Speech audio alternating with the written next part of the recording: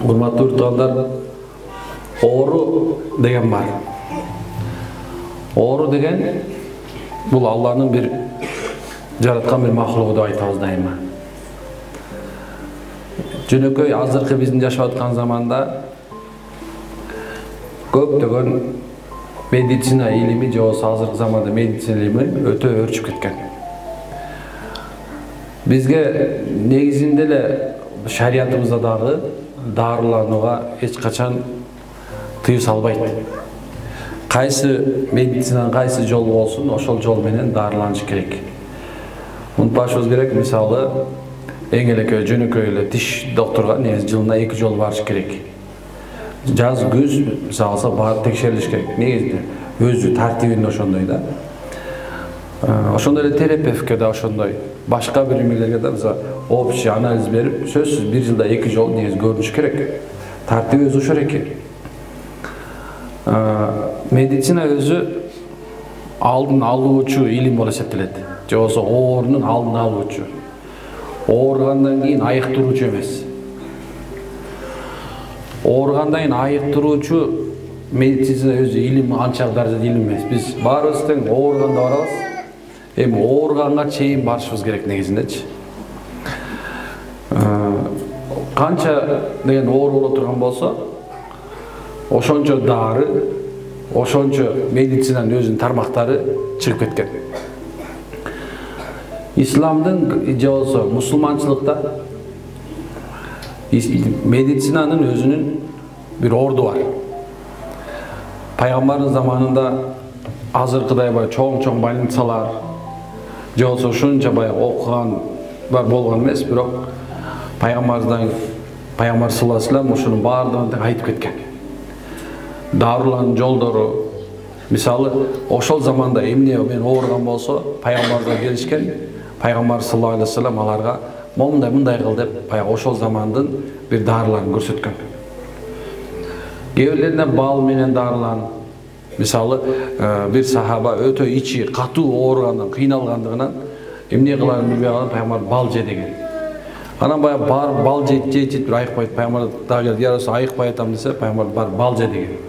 Ошондо 1-2 күн 3 күн бал жегенден кийин баягы адамдын ашказаны айыгып кеткен. Дагы бирөөндө болсо, пайгамбар саллаллаху алейхи вассалам өтө ысытма, температуралуу ушунча катуу кыйналып келгенде, пайгамбар суу ич деген. Муздак суу. Анткени бул жана температура ысытма, тозоктун бир отторунан ал эми суу болсо өчүрөт деген. Эми ошол мезгилде түшүнүк ушундай болгон, бирок ошо температураны мисалы муздак суу менен баскан. Азыр болсо парацетамол ичебиз, дагы дарылардын бир түрлөрүн ичебиз го. Эми азыркы мезгилде болсо ошол ичип аткан болсо, мурун ошо пайгамбар суу ич деп ошол адамдар температураны айыккан экен. Дагы бир жеринде болсо, пайгамбар саллаллаху алейхи вассалам келип, "Я Расулаллах, алсыз болуп кеттим, эмне кылам?" десе, пайгамбар жаңы бышкан курманы бадыраң менен бирге же деп айткан экен. Бадыраң менен бар го, бадыраң. Экөөнүн чогуу же деп айткан экен. Дагы бирөөндө болсо, бир аялдын төрөтү өтө оор болуп төрөй тургандыгы жөнүндө кабар келгенде, пайгамбар саллаллаху алейхи вассалам курманы ушундай чайнап, ушундай бир баланча жол чайнап, ушундай же деп ага түшүндүрүп айткан экен. Эми кандай оору менен болсо да пайгамбарга келип турушкан да. Бир жерде пайгамбар айтат, сүт менен дарыланат экен. Же болсо сүт же деген, же сүт ич деген. Ошентип деген көрсөтүп берип турган экен. Андан кийин кээ бир адамдар жунан деп коебуз, жиндилик оору менен, азырча психологический оору менен ооруп калгандар, пайгамбар аларга ар кандай дуалар менен, же болсо Алла Таала пайгамбар саллаллаху алейхи вассалам көрсөткөн айттырган, Жабрил периште айткан дуаларды кармап, башын кармап, бирөөнү болсо ушундай далга чаап, ушундай бир кээ бир аяттарды окуп, ага дем салган деп айтылат. Ошол аяттар менен ошол дем салгандан кийин баягы айыгып кетет. Эми ошол эле мезгилде деле ушундай эле адамдар ушинтип ооруган. Биз өзгөрүп кеткен жокпуз, ошондой эле адам майдаланып деле кеткен жок. Канча болсо ошондой болгон. Мына азыр ошондой эле 2 көздүү, 1 мурунду, 2 бутту, 2 колду адам ошондой эле болгон. Эч өзгөрүп кетпестен болгон улут болбай бөлүнүп, ушункенибиз болсо, ар бир жердин өзүнүн табиятына жараша дары болуп, ушундай мисалы кээ бирде Кыргызстанда мисалы шорпо деле ичип койсо, айгат, мен бир окуя болду. Bir baykenin öttü bir kızı кыйналып, кысталып, ушундай арыктап такыр иштеп кечпей калган экен. Анан бир нече убакыттын ичинде баягы баланы эмне кылыш керек дегенде бир байкебиз эле, бул илгери деген кыргыздар деген жанагындай шорпо бар го, койдун шорпосу, жылкыныкы дейт го, эми жылкыныкы. Ошондой шорпону баягы бышырып туруп, эмесин жылкын этин. Анан шорпосун бир чоң бир эме куйдуруп туруп, анан кийин ошо шорпого жаткыздырып койгон да. Бир нече убакыттан кийин көрсө бу адамдын денеси баягы өзүнө керектүү нерсени сорот экен дагы, ошондон кыз айрып кеткендери да бар. Демек, некен ошо медицинасы, биздин кыргыздын да медицинасы, некен ошентип өзүнүн ордун таап, кээ бир жерлерде адамдар ошо менен айырат. Айыкпай калбайт. Ошондой эле мисалы оору бул өзү бир аркасынан бир проблема алып келет. Туурабы? Оору проблема алып келет, туурабы? Оорунун бир өзүнүн азабы бар, өзүнүн бир тозогу бар, өзүнүн бир кыйынчылыгы бар. Бирок эми ошол кыйынчылыктарда биз кандай кылышыбыз керек? Кыйынчылыктарда биз кантишибиз керек? Тети колонканы алып коюп окшошто иштебейт дейт. Анан ошо кыйынчылык субханалла биздин башыбызга келип турат экен. Оорунун себеби менен эмне болот экен? Оорчулук келет. Ошо оорчулук келгенде анан биз ар кандай жол издеп баштайбыз. Бирөө больницага барат. Буга көрүнөт, МРТга түшөт, дагы бирден жана бүт баары чүп мага көбүнчө синемактардан бери алып келишет. Бая синемактардан алып келгенде түшүнбөйсүң да. Каяка барып келдиң, бияка барып келдиң, эмне кылып келдиң, ушундай кылып келдиң, эмне бар экен, эчтеке жок экен дейт. Эмне кылдым, момча дарыландым, мындай кылдым да больницага барат. Анан кийин табыптар барат, чөп дарылар менен барат. Çöp darılarмен бар, başına çöp koydurat, tiyinde alat, içet, tiyinde alat, bir takır var. Anam biri bayağı misalsa Özbekistan'dan bir darı aldırıptır. Oşunca biri Tacikistan'dan aldırat, biri başka bir memleketten aldırat, biri Arabiyadan tarttırıp geliyor odat.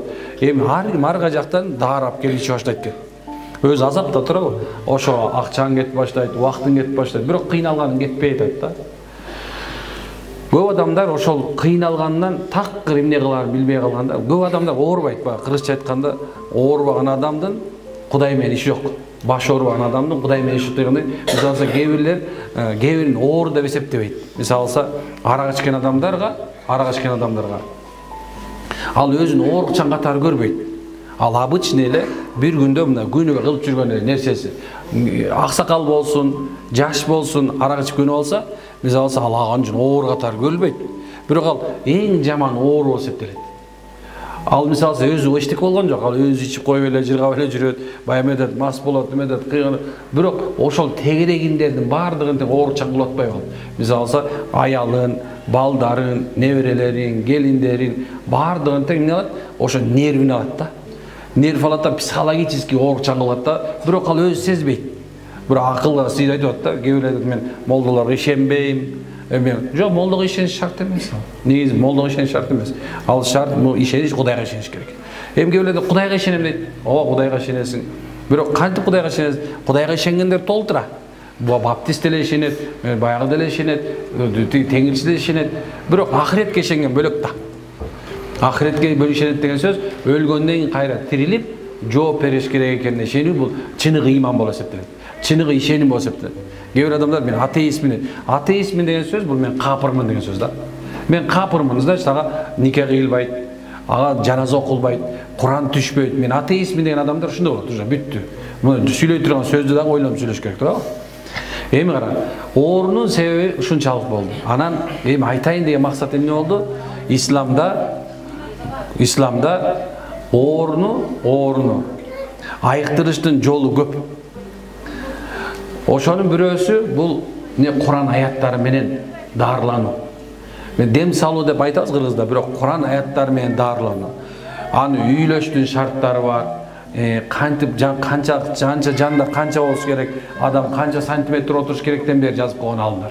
Мисалы дем салганда канча сантиметр отуруш керек, кандай болуш керек, кандай кармаш керек, эмне болуш керек, каяна коюш керек колду. Ошондон бери мисалы жини ооруган адамга өзүнчө, көз тийгенге өзүнчө, мында бир руханий дарттын да көп түрү бар да. Ошол нерсени кандай дарылаш керек экенин, жосо Куран менен дарылоонун өзгөчө тартиптерин жазышкан. Пайгамбардын заманында Пайгамбар саллаллаху алейхи вассалам кандай үйрөткөн болсо, андан дагы кийин неген сахабалар бар, таба-табайиндер бар, алым, чоң-чоң алым муштахиттер бар. Ошолор бардыгы тең момундай кылсак шариаттын чегинен чыкпайбыз деп өзүнүн тартип жолун коюп койгон. Мына азыр силерге болжол, мисалы көпчүлүктөрү мындай көрбөшүңөр мүмкүн. Мурдук кан эмессиңер. Кээ бирлериңиздер мисалы бизге барып же башка жака барып көрүп калдыңыздар. Бирок ушуну билишиңиз керек экен. Ушул жерде болуп аткан нерсе ошол пайгамбарыбыз көрсөткөн, сахабалар көрсөткөн, ошол жол экен. Болгон бир нерсеси биз азыр көпчүлүктү чогултуп атабыз да. Көпчүлүк анткени себеп бир молдо 1000 кишиге жетиши оор экен. Ошол себебинен биз бардыгыбыз тең эмне кылып атканбыз? Ушул нерсени карап турабыз азыр. Мында айла жок. Кийин Кудай буйрса, ар бир айын имамы, мисалы мен билем, бияктын имам Дамыласында жакшы киши бар, жакшы байке. Субхан ал киши дем салат негизиндечи. Бияктын имамы да жакшы киши. Машалла, Алла береке берсин. Көп жылдан бери имамчылык кылган киши, биякта дават кылып жүргөн. Силерде көптөгөн дамылалар бар, бул жерде медресеңерде, мечиттерде чоң-чоң илимге 7-8 окуп келген биздин урматтуу устаздар, Садрин дамыланын шакирттери бар, ошол жерде окугам. Аны ошондой нерсе. Эми кандай кылабыз эми десе, biz 4 эле нерсе оор деп айтат экен шариятыбызда. 4 чоң оор бар. Ошол 4 оорунун негизинде анан көптөгөн оорлар чыгат экен. Көптөгөн оорлар чыгат. Көп оорлар чыгат. 4 эле нерсе бар. Ошол 4 нерсенин бирөөсү сенде табылса, сизде табылса, демек ошолдун ар жагындагы сиздеги болгон оордун баары айгат. Ошондо сиздин үй бүлөлүк маселеңиз да чечилет. Ошондо субханалла сиздин материалдык жагыңыз да чечилет. Ошо сиздин ден соолук жагыңыз да чечилет. Ошондо сиздин психологияңыз да ордуна келип баштайт. Ушул эмнекен ошол рукуяда же болсо Куран аятты туура түшүнүп, туура угуп, туура ишенип, аны туура кабыл алсаң, Кудай буйрса, эмнекен сенин ооруң ордунан чыгат. Адамдар азыр жалаң эле ишим оңолбой калды деген бүт нерсе материалдык нерсеге байланган. Biz барлык нерсени материал жака байлаганбыз. Мисалы, курсагың ток, кийимиң бүтүн, Кудайга шүгүр деген сөз бар го. Биз ошол нерсени азыр унутуп баратабыз. Бизде азыр көп болуш керек. Мен баягы тамашалап айтатам, мурун бир эле конфет бар болчу атабыз да. Мындай конфет бар болчу, ошол конфет деген мындай болчу да. Жанагындай кум шекерге оролгон болчу, болду. Ошол нерсени оозго салчыбыз, бүттү. Болду, жыргал болчу, ошону берип койсоттум эле тирижимдик. Болду. Конфет жеш үчүн башка жака барыш керек болду. Жакшы шоколад жеш үчүн. Бирок адамдар ошол кичинекей эле бир эмесинен бактылуу болчу. Азыр болсо бизде обверткасы сыртындагы эмеси көп, бирок ичинде ошол эле шоколад болгон нерсе көп. Кандай эмес болсо арак деле көп. Бирок мына сырты этикеткасы бөтөлкөсү эле бирок ичиндеги баары бирдей эле да. Конфет дагы көп, ичиндеси баары бирдей эле, бирок сырты бөлөк. Нан көп, субханалла, сыртындагы нерсеси бөлөк, жазуусу бөлөк, бирок баары эле нан. Биздин деген азыркы заманда биздин каалообуз, биздин муктаждыгыбыздан көбүрөөк болгон себебинен биз бардыгыбыз ишибиз оңолбой калды деп атабыз. Эми иш оңолбой калат деген кандай болот десе, мисалы бир адамдын жашоосу бузулат. Эң биринчи ишиң оңолбой калды деген сөз, бул качан эр дайым уруш баштаса, мына ошондо ишиң оңолбой калды же болсо жашооң бузулду деген сөз. Мына ошондо коркуп башташ керек. Мен жашоомо шайтан кол салды деш керек. Анткени белгилүү бир хадисте эмнекен шайтан деген бул эмнекен ушул алсыздык кылдыруучу, адамдардын субуна азгыруучу бир Алла Таала жараткан бир махлугу. Ал ага чейин мындай эмес болчу. Ага улуг саат берилгенден кийин жер жүзүнө адамдарга үмүтсүз кылганга аракет кылат. Анан эрди катын эмне болду? Урушкан мезгилде ошол шайтандын эң чоң аскери ага зыян берген болот ошол үй бүлөгө. Bir günü şeytan aleyhilani özünün askerlerini çıkıştı. Sorat ekan, sen emne kılıp geldin dese ekan, men bugün deydi bir adam öldürüp geldim. Deydi otura tur. Aytkan, sen ne alıp geldin dese ekan, men bugün bir adamdı bir öndesini urdattım. Sen deydi oturup tur. Ana üçüncüsü sen ne kıldın dese ekan, men bugün bir iki adamdı ajıraştırdım. Dese, mına deydi, menin çınığı balam uşul. Mına çınığı menin neke orun basarım uşul deyip peşinesini öp aldan oturuzat deydi. Demek birinci adamın işinin bozuluşu, neken жашоонун bozuluşundan başladı. Senin, menin, neken жашообузга şeytan girdi degen söz. Demek bu жерде hiç kanday narsa yok. Neken şeytanın vasvasası başladı, senin жашооң bozulup başladı. Anan ikincisi, kaçan subhanallah, sen adamlarga мамилең туура эмес болуп жатат. Ошол эле аялыңа, балдарыңа, ошол сенин үйүңдө эмнекен ызычуу башталганда мына эми иши оңолбой баштады деген сөз. Мына эң биринчи адам ушул нерсеге көңүл бурушат. Намаз окуп жүрүп, андан кийин намаз окубай калдың. Орзо тутуп, орзо тутпай калдың. Алла жолуна чыгып, чыкпай калдың. Демек, сенин ишиң оңолбой калды деген. Ушундай башталат, оңолбойт деген ушул эки. Ал эми материалдык жакта болсо, мисалса, бир адамдын жүрүп жүргөн иши жүрбөй калды. Ал адам банкрот болду. Ал андай нерсе эмес. Адам акчасы жоголушу мүмкүн, бирок мүмкүнчүлүгүн жоготпойт ал адам. Акыл неме кылбайт да туурабы? Бирок эми бир нерсе бар экен, эгерде жана 4 нерсе айтып атканыбыз, биринчиси бул адамга кара дуа окулуп калышы мүмкүн. Кара дуа деген нерсе бул болгон жана боло берет. Куранда хадисте бар бул. Куранда Алла Таала түзмө-түз Муса пайгамбар баян айтат. Ошол жерде сыйкырды болгон кара дуан бар экен. Ушул нерсе жөнүндө баардыгы айтылат. Эң биринчи адамда кара дуа болуп калышы мүмкүн экен. Кээ бирлер айтат, кара дуа деген эмне, ушул барбы же жокпу дегенде, биз айтабыз бул нерсе бар. Биз билбейбиз, бирок өтө көп. Анын түрлөрү да көп. Азыркы заманда кара дуаланган эркек да аял да аябай көп. Эң эле жөнөкөй мисалы бир аялды бир аялга сүйдүрүп салуу, бир аялды бир эркектен ажыраштырып салуу, бир аялды мисалы турмушка чыкпай калсын деп окутуп салуу бар, балалуу болбой калсын деп окутуп салуу бар, ата менен баланы үзүп сала турган кара дуалар, сыйкырлар бар. Ошондой эле мисалы алса, бир туугандан бир тууган үзө турган сыйкыр бар. Сыйкырдын түрлөрү көп. Бир сыйкыр шайтандан өзлөрүнөн болот, дагы бир сыйкыр болсо, сыйкырчылардын шайтан үйрөткөн сыйкыры болот. Демек, мына адамга эмнеге ушундай бир кара дуанын белгилери себебинен жанакындай бир адамдын кээ бирлерди мисалы соодада болбошун окуп салышы мүмкүн. Бирөөнүн субханалла жашоосу бузуучулук окушу мүмкүн. Көп экен түрлөрү. Демек, жашоонун бир бузуусуна себеби бар. Биринчи себеби бирок өзүңсүң. Жашоонун бузуусуна өзүңсүң себеп. Күнөө кыласың мисалычы. Жана Алла Таала тез менен айтканда шерик келтириши мүмкүн. Алла Таала ширк келтирүү бул чоң күнөө болуп эсептелет. Чоң күнөө бул ширк келтирүү. Кудайдан башка кудай бар деп айтуу. Же болсо жана азыр деп жүрбөйдү, канча деген бир адам деле кудай деп жүрүшөт го. Алардын периштелери да бар толтура. Эми ошондой адамдар неге ширк келтирген болот? Канча адамдар арбак колдосун деп жүргөндөр бар. Канча адамдар субхана дагы нерселерди мана айтып жүргөндөр бар. Исаны кудай деп алгандар бар, туурабы? Мына ушул ширк бул Алла Таала күнөөкөр болгон себебинен Алла Таала кээ бир адамдарга сыноо берет. Бирок кээ бир адамдарга кыргызча айтканда буга жуга берет дейт го. Буга жагат дейт да. Ошо күнөө кылган жагат дейт да. Буну иши оңоло берет дейт да. Бул ал адамды субханалла кызыктырбайт ал адамга. Ал адам бизге кызыгы жок. Эмне үчүн дегенде ыймандуу адамдын маселеси бар. Капыр адам менен өтө чоң күнөөкөр менен фусук кылган адамдар менен биз күнөөбүз жок. Бирок айтайын деген нерсе эмне экен? Кээ бирлер өзүбүздүн күнөөбүз себептен ишибизден оңолбой калат. Ошон үчүн урматтуу өртүгандар, биринчиси өзүнүн күнөөсүнөн болсо, экинчиси болсо бирөөнүн себебинен болот. Биринчиники оңой экен. Биринчиники мисалы алса, андан кутулуш оңой. Биринчи мисалы алса, ширк келтирип алдың. Арбак колдосун деп айттың, күнөө кылдың, эми ага тооба кыл.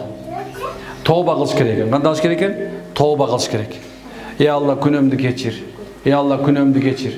Деп туруп тооба кылып туруп ошол күнөөнү бүгүндөн баштап кылбай кал. Болду. Кээ бирлер айтат, Кудай менин күнөөмдү кечирмек беле. Ушунча күнөө кылып салдым дейт. Жок туугандар. Алла кечирүүнү жана райымдыкты унутпаш керек. Эмне экен? Алла Таала сени менен мени кечиргенди жакшы көрөт. Бирок кечиреткенде дайыма күнөө кыла бериш керек эмес. Демек, башыңа проблема келди. Эң биринчи эмне кылыш керек экен? Тооба кылалы. Алла кечир дейли. Аны ошол күнөөбүзгө кайра кайтпайлы.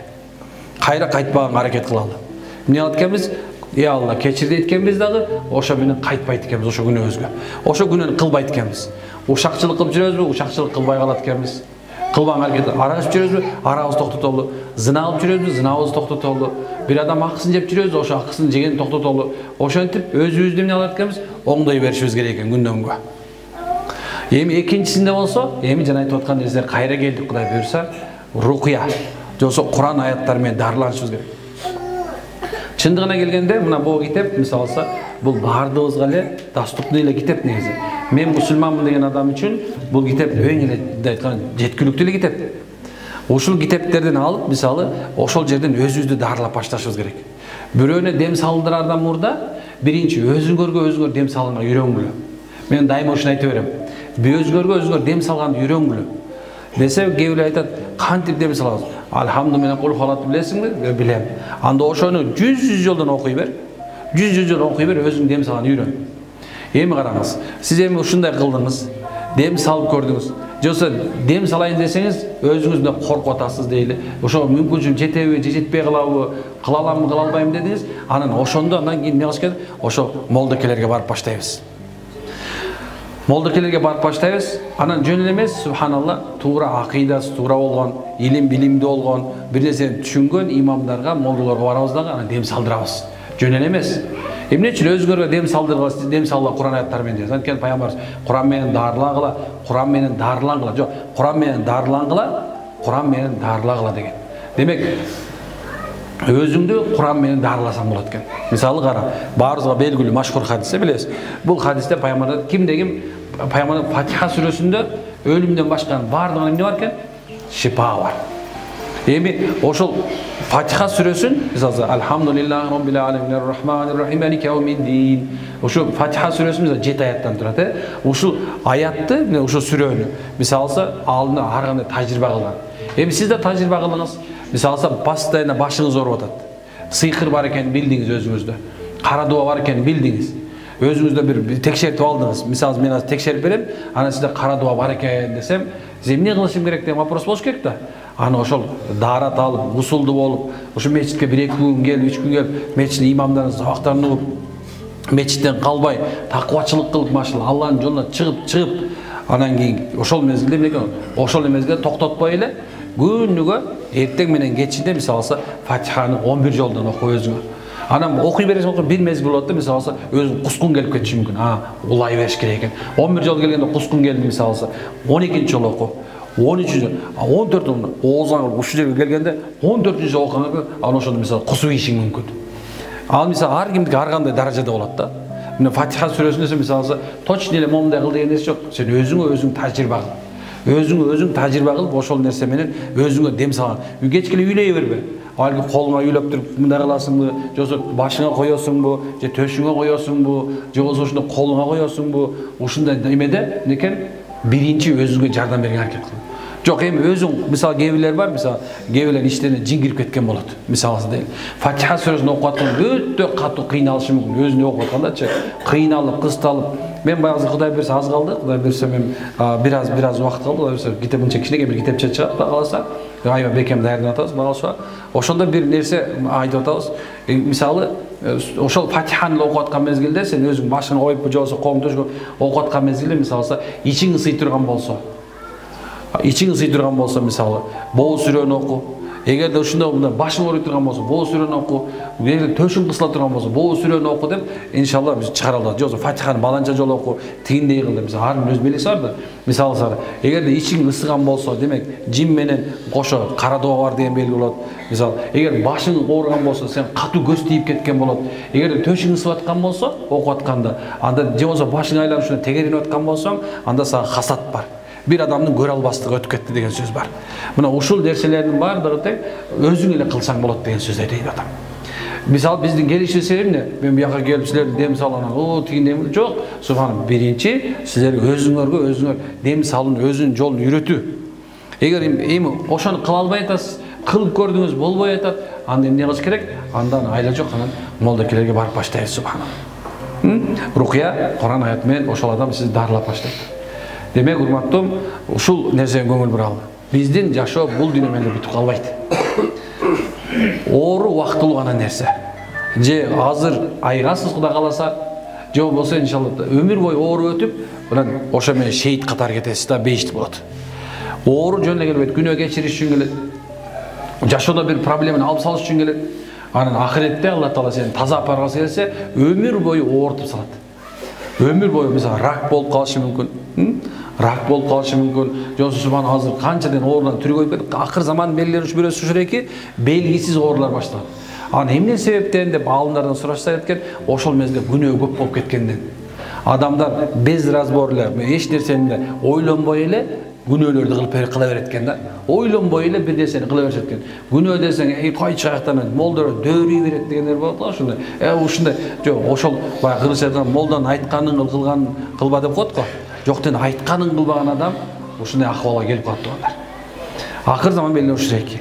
Demek erteң bugün akır dürü Allah'ın alına barabыз tuğanlar. Oşo sebepten bul dünyada tuğra jaşaatını үйрөнүшүбүз керек. Bul dünyada tuğra jaşоо үйрөнөлү. Оору бул приговор эмес, жоксо сенин чечиң эмес, сен үчүн чечим эмес. Бул дүйнөдө туура жашап өтөлү. Туура жашап өтүү деген бул ушундай нерсе, бирөөнүн уурулук, бирөөнүн малын уурдаба. Бирөөнүн акысын жебе, бирөөнүн ушактаба. Ал сага кереги жок. Бирөөнүн дүйнөсүнө көз артпа. Бирөөнүн жөнү акысы жок өлтүрбө. Бирөөнү аңдыба. Бирөөнүн жулуп алба. Бирөөнүн негизи эле башка сага тиешеси жок нерсесине кийдигишпе. Ошол адам кемчилигин көрүп турсаң дагы, сен ошол адамдын кемчилиги жоктой сезгин. Ошол кемчиликти көрүп атасыңбы, демек сен ошондо өзүңдүн кемчилигиң бар. Ошол кемчилигиңди көрүп атасың. Бир адамдын жаман жагын көрүп атасың, демек ошол жаман жак сенде бар деген сөз. Бул адамдын сырткы жагы. Эми ички жагында туура жашоодо болсо, бул Кудайды таануу. Алла Кудайды таануу. Кантип десе, анын аты менен. Алла жалгыз. Ага эч нерсе окшошпойт. Лайса камилде шей. Алла Таала эч нерсе окшобойт. Алла Таала адамга окшобойт. Адамдын ичинде эркек же аял жыныс да эмес. Ал бала болбойт. Ал мүмкүн ал кыз да эмес, эркек да эмес. Ал мындай бир мал да эмес. Ал Алла эгене жалгыз, эч нерсе кошулбайт, окшошпойт, бар, түбөлүк бар болуучу, эч качан өлбөйт ал. Ал эч нерсеге муктаж болбогон зат.